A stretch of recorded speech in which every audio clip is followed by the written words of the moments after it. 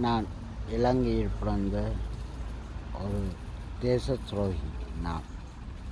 ஆனாலும் ஒன்று சொல்கிறேன், தேச துரோகி அல்ல. நான் மக்களை பூசிக்கும் தமிழர்களால் வாழ்ந்த காலங்கள் என்று சொல்லியிருப்பார். ஆனால் ஒன்று சொல்கிறேன், என் தாய் தமிழ் இளம் சமுதாயம் புரிந்து கொள்ள வேண்டியது. நீயாக வெளிக்கிடு, நீயாக புரட்சி, நீயாக வெல். அதே தமிழ் தேசத்தை அடக்கம். அடுத்தவன் வாரான் ஐநா சபை, அடுத்தவன் வாரானுக்கு புரட்சி. ஐயோ, காது கேட்டு புளிஞ்சு போச்சையா. தந்தை செல்வாவிலேருந்து இதிலேருந்து எல்லாம் கேட்டு தான் எங்களோட தேச தலைவன் ஆயுதம் தூக்கினான். ஆயுத வரலாறு ரோனா வீரதுங்காலிருந்து எல்லோரும் மக்களுக்காக போராடின களங்கள் 1000 இருக்கின்ற. எங்களுக்கு அரசியல் தேவை அற்றவை. நாம் என்ன செய்கிறோம்? நாம் எப்பொழுதும் மாழ்வோம்.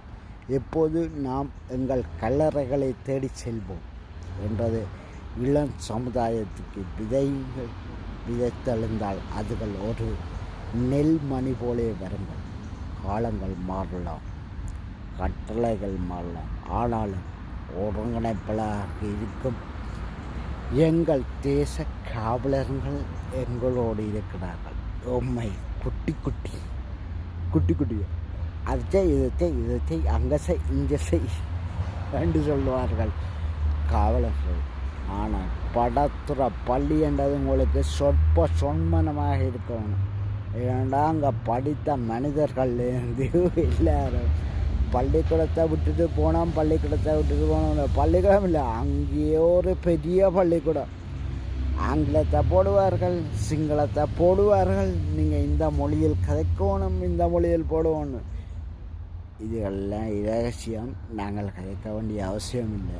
ஆனால் உண்மையாக உறுதியாக இருந்த தளபதிமார்களிடம் இருந்து கேட்டு பாருங்கள். இப்போ நிற்கிறாங்க நெஞ்சிடங்கொண்ட தளபதிமார்கள். அவங்களை எப்பவும் பூசிப்போம், அவங்க சொற்படி தான் நடப்போம். இப்போவும் எங்களுக்கு குட்டு விழும், டொங்கு டுங்கு. அவங்களே எங்களுக்கு பூசிக்கப்பட வேண்டியவர்கள். எங்கள் தேசத்துக்கு அடுத்தவனுக்காக செம்பு தூக்கி வாழ மாட்டோம். நாங்கள் எப்பவும் எங்கள் தேச தளபதிகளை என்றுமே காப்புறனாக இருந்து காப்போம். அதுவே எங்களுக்காக. அதே மாதிரி அண்ணன் சீமானையும் காப்பாற்றி கொள்ளுங்க. அவன் ஒருவன் தான் மனிதன், நியாயமான மனிதன்.